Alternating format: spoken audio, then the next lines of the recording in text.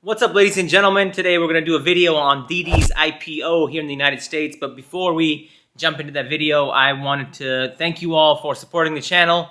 We've officially crossed 10,000 views on the channel. So thank you all for your support. Thank you all for watching. And, I'm looking forward to just keeping this channel growing and growing and growing over the months and years to come.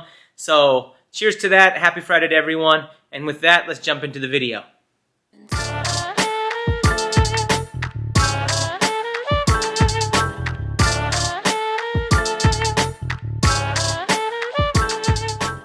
If you haven't heard of Didi, it's a company that you should definitely know about. Many people think of them as the Uber of China, but while that's true, Didi is actually much more than that. Yes, they are China's largest ride-hailing service, but they also offer some unique services that separate them from their American counterparts. But before we get into what Didi is and what they do, you're probably wondering why I'm doing a video on Didi.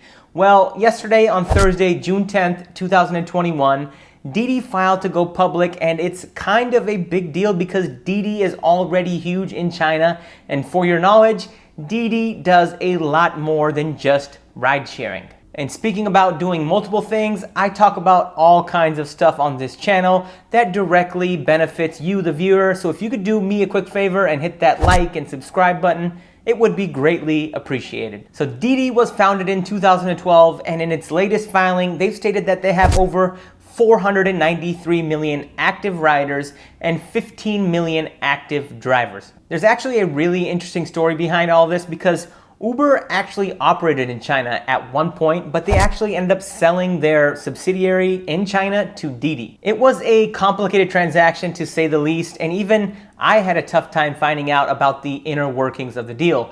But what I do know is that it resulted in Uber owning 12.8% of Didi, which is the second largest equity stake currently in the company. In essence, even though Didi is a Uber competitor, Uber has a lot to benefit from Didi's profits and successful IPO in the United States. And in case you're curious, the largest stake in Didi is actually held by SoftBank's Vision Fund, which owns 21.5% of the company, followed by Chinese tech giant Tencent Holdings, which owns 6.8% of the equity in the company. Now, all of the details surrounding Didi's initial public offering have not been released, but based on my research, this is what we do know. From a financial standpoint, we know that Didi actually turned a profit in the first quarter after years of large losses. In the first quarter of 2021, records show that they generated an income of $837 million. But why is this important? Well, it's important because Didi's US counterparts, Uber and Lyft, have not produced a quarterly profit since going public in 2019.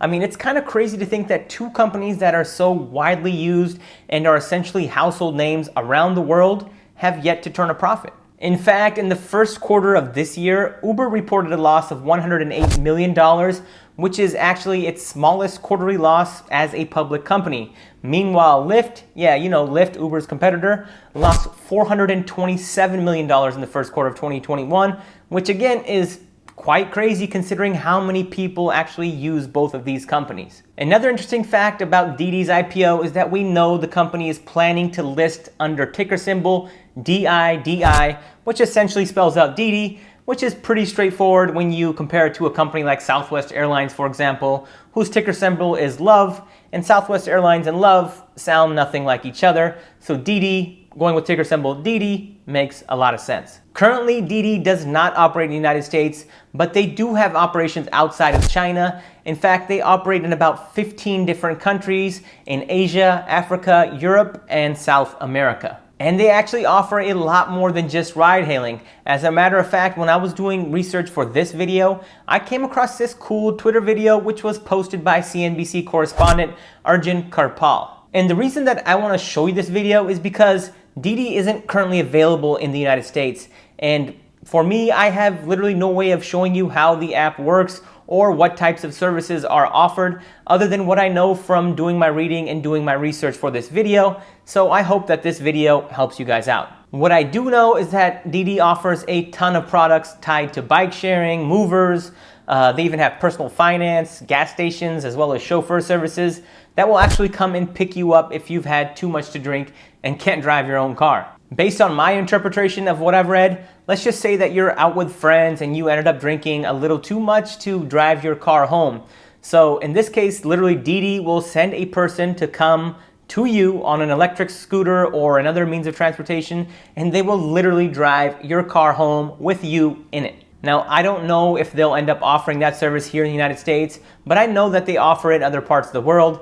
And if they did start offering it here in the United States, I know that a lot of people, at least in downtown Seattle, would appreciate that service if it were to be offered. But with that, let's jump to the iPhone and watch Arjun's video together. So here's Arjun's video on Twitter, and we will all watch it together. I'm gonna push play. Hi guys, you might have heard that Didi, the Chinese ride-hailing giant, is going public over in the US, but I want to show you a little bit about what Didi is, because it's not just an Uber copy. Now, yes, you have your ride-hailing sort of part of the equation here.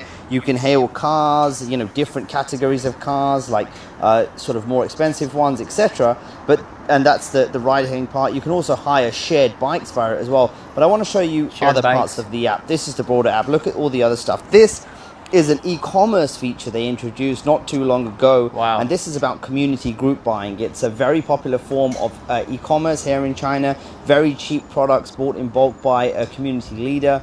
And then other people can buy products from that person as well. So they're jumping into e-commerce at this. Just really quick, if you don't know what group buying is, the way that I've experienced it is like on car forums and like performance car forums, if you're part of like the BMW forum or the Hellcat forum. And what typically happens is like the community leader or the board leader will say, hey, like let's group buy some wheels or some tires or an exhaust.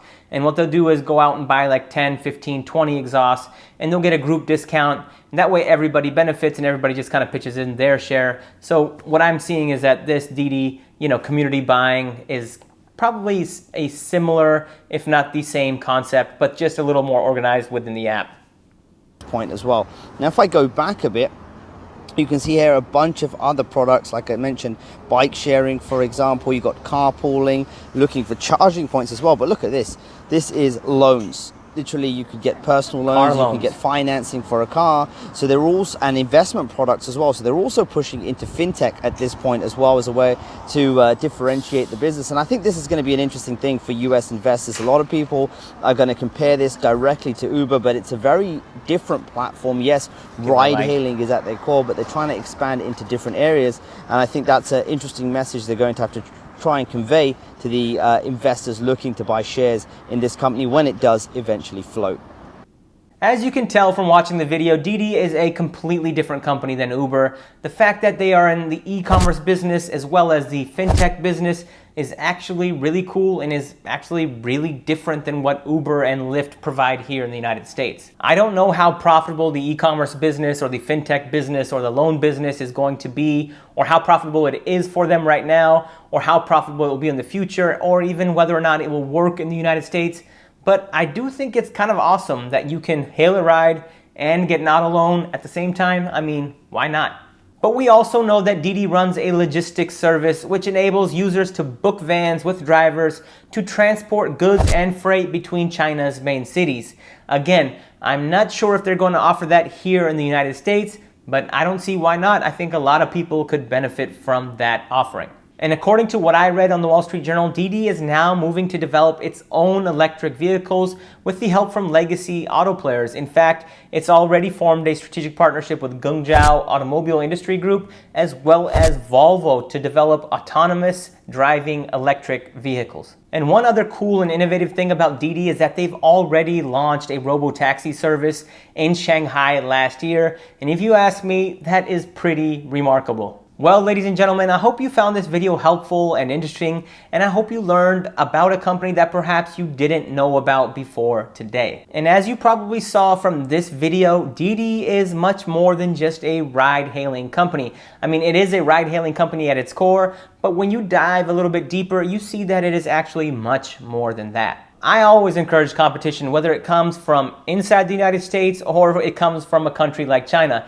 And as you can see, Didi has a lot of services that our American ride-hailing companies don't offer. So maybe their entrance in the United States will encourage everybody to step up their game and actually provide us with more services at a cheaper price, which I'm all for. And when I first found out about Didi coming to the United States, I thought, oh no, Uber might be in some serious trouble. But then I found out that Uber is actually the second largest shareholder in the company. So in essence, Didi's success is Uber's success, and I'm okay with that because I'm a long-term Uber shareholder. But with that, ladies and gentlemen, we're going to call it a video.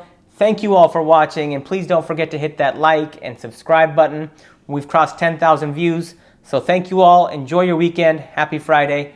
I'll see you all next time.